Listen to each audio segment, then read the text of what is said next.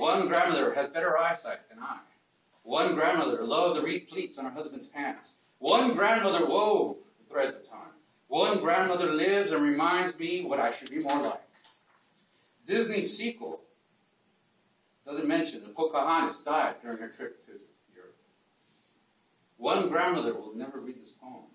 One grandmother punched Coyote in the face. And one grandmother split the world apart and served it to us for breakfast. Shiva.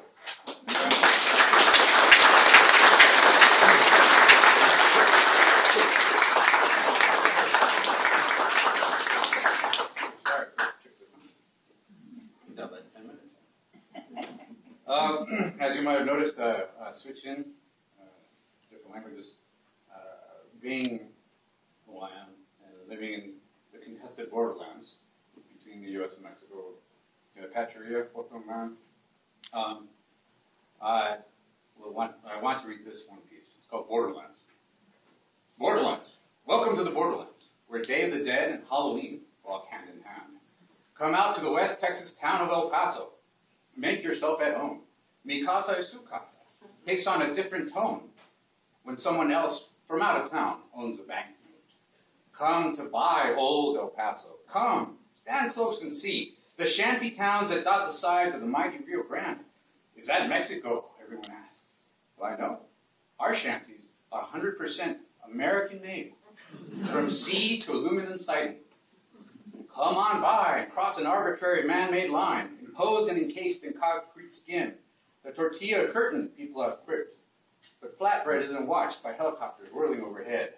And while you're here making do as you please, visit our sister city across Tortilla Soup Way. Join the thousands from the south who've come with television dreams, bearing clay ladles and empty bowls. Come and watch Madame El Paso pimp her older sister Juarez as she wears her made in the USA but assembled in Mexico dress in a Wild Wild West show, and hear the hollers of blonde cowboys as they pry her legs apart for free trade. Come and watch her take it all in the world-renowned donkey show, the one each tourist asks the cab drivers to see. Or better still, jump in on the latest trend as scalps get cheaper every year. Join the rich, the ricos, the GIs, the politicos as they comb the street for twilight girls who can't scream for help in Spanish and whose ribbon braids now lie intertwined in trash and rubble, yet nobody knows a thing.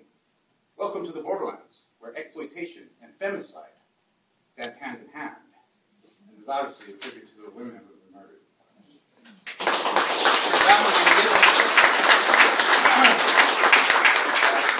So just a couple more, because it's getting late.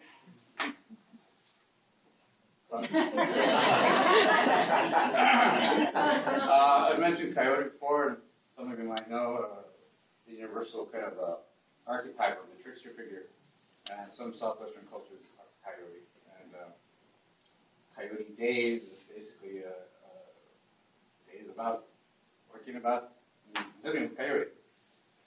This one's called Wicks. The darkness broke as Coyote began to hum an oscillating song.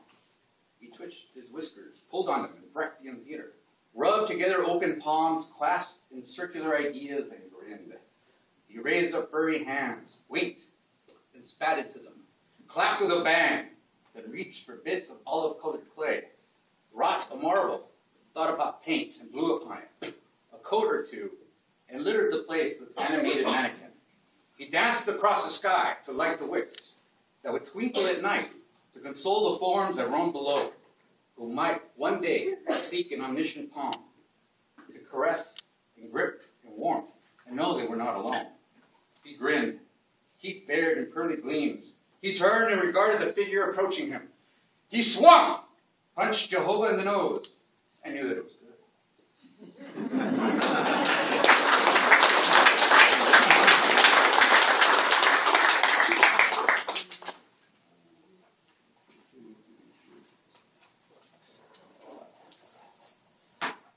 Daughter Feather. Daughter Feather, he asked Monk, a half-cocked grin, ready to be shot. Come again? What kind of Indian are you? Dot or Feather? He used his middle finger to point out the absence of a third eye, and then moved it behind his head like a lone turkey, peeking up from a bare patch of ground. He was really happy with himself. I said, Feather, And using my middle finger too, I found him more bonds.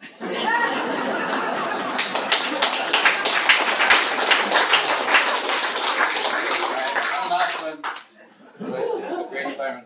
Finish. It's called water cooler talk. I was at work recovering from a hangover and trying to avoid the chit-chat in the break room.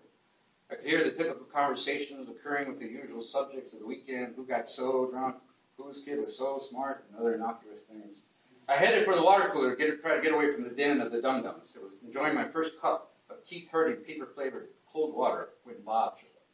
Bob was wearing his red cardigan sweater with cute little kittens playing with a ball of yarn. "Hey, how was your weekend?" he asked pointlessly, since he was only trying to set up his monologue. I mumbled something back. "Well," he continued, oblivious to my lack of an answer, "mine was great.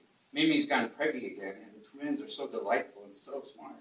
I realized he was talking about his cats. "Rand is such a big boy, but he's still out carousing, and I hope he's okay. So how was your weekend?" he asked me again. Just then, Coyote popped up next to us. His furry hand reached for a paper cup and then filled it from the spigot. He was wearing his favorite blue shirt and a black bolo tie. He made it from no shoelace. He looked at us and said, "I spent the weekend looking for some choice cuts for a BBQ. I found some really good meat. I've got them basting in some secret herbs and spices. Lots of that secret herb, you know what I mean." Like Jack Napier, Coyote grinned at us. "You'd be surprised how meaty some of those strays get. Meow, meow." We had Bob. Bob never spoke to us again.